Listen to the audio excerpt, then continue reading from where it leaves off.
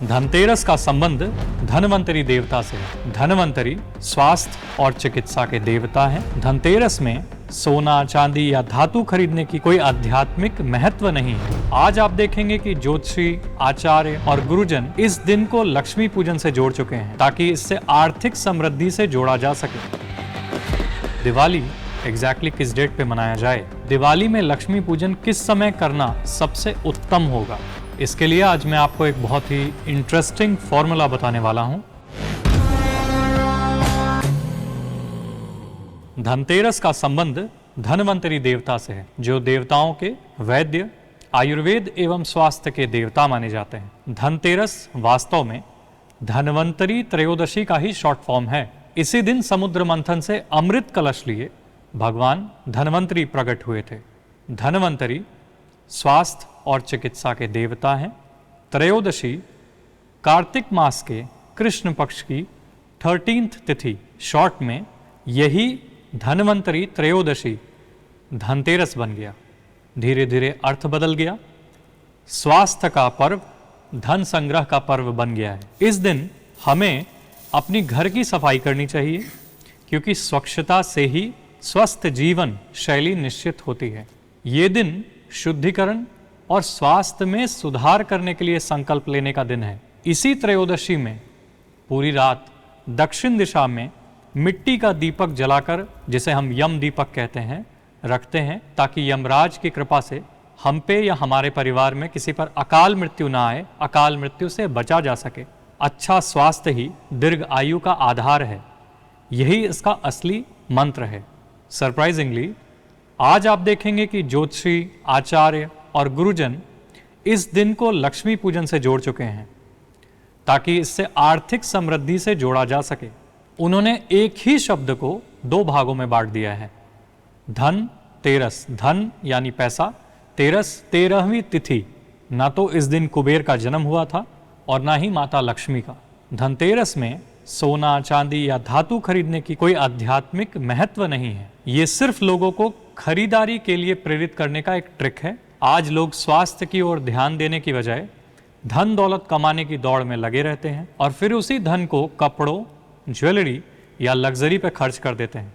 अगर आप हेल्दी नहीं हैं, चल फिर ही नहीं सकते, ठीक से खा नहीं सकते, तो फिर आपके सोने, चांदी और पैसे का क्या उपयोग है? मेरे अनुसार ये सब व्यापारियों द्वारा फैलाया गया प्रचार है ताकि वे आम जनता से, खास करके मध्यम वर्ग से धन कमा सकें। लोग साल भर इंतज़ार के बाद बोनस पाते हैं और उसी समय उन्हें खरीदारी के लिए प्रेरित किया जाता है। सोचिए, इस दिन का असली लाभ किसको हो रहा है? आम जनता को हो रहा है या व्यापारियों को हो रहा है? कृपया करके धनवंतरी के नाम पर सोना, चांदी खरीदने का भ्रम ना फैलाएं और याद रखें, हेल्थ इज़ वेल्थ। हर साल दिवाली के समय एक कन्फ्यूजन सबके मन में लगी रहती है कि दिवाली एग्जैक्टली किस डेट पे मनाया जाए। जैसे कि इस साल 20 अक्टूबर को मनाया जाए या 21 अक्टूबर को मनाया जाए। ये सिर्फ 2025 में नहीं, हर साल बिना कंफ्यूज हुए और बिना पंचांग देखे कैसे निर्णय कर सकते हैं। इसके लिए आज मैं आपको एक बहुत ही इंटरेस्टिंग फॉर्मूला बताने वाला हूँ। हमारे जीवन में हर साल 4 विशेष रात्रियाँ आती हैं जिन्हें हम महारात्रि कहते हैं। दिवाली की रात्रि को कालरात्रि कहते हैं, शिवरात्रि को भी एक महारात्रि कहते हैं, जन्माष्टमी की रात्रि को मोह रात्रि कहते हैं और होली की रात्रि को दारुण रात्रि कहते हैं।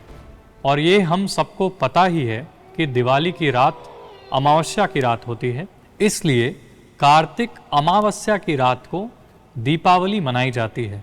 इस साल 20 अक्टूबर की पूरी रात अमावस्या लगी रहेगी, तो हम सब दीपावली 20 तारीख को ही मनाने वाले हैं। एक और प्रश्न आती है कि दिवाली में लक्ष्मी पूजन किस समय करना सबसे उत्तम होगा? रात्रि के पूरे 30 घटी में कौन सी मुहूर्त सर्वश्रेष्ठ होती है जिसमें लक्ष्मी पूजा व उपासना की जाए? वैदिक ज्योतिष की माने तो हर 2 घंटे में एक लगन चेंज हो जाता है। उसमें से 2 मुहूर्त लक्ष्मी पूजा के लिए सर्वोत्तम होती है। पहली, जो कि वृषभ लगन की मुहूर्त होती है, जो संध्या 7 45 से लेकर 9:35 तक होती है। वृषभ लगन एक स्थिर लगन है, तो इस मुहूर्त में माता लक्ष्मी की पूजन हर गृहस्थी के लिए बहुत लाभकारी होती है। लक्ष्मी अति चंचला हैं, जिनको भगवान विष्णु ने अपने हृदय में धारण कर रखा है।